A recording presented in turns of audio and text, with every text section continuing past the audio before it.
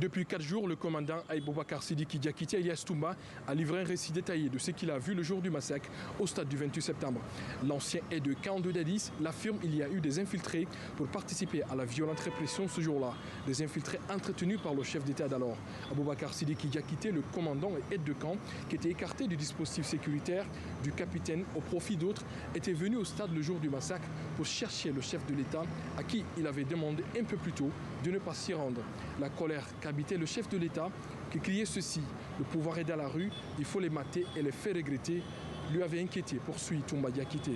Au stade où il n'a pu retrouver Moussa Dadis, Toumba s'est lancé, dit-il, dans une mission de sauvetage des leaders politiques, Sidia Touré, Baouri et plusieurs autres qu'il a sortis du stade et conduit vers une clinique privée.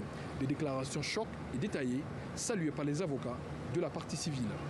Écoutez, Toumba Diakité a fait des révélations fracassantes qui démontrent l'implication du président Moussa Dadis Camara, de M. Thieboro Camara et tous les hauts responsables de l'époque par rapport à la commission des infractions qui ont été perpétrées au stade du 28 septembre.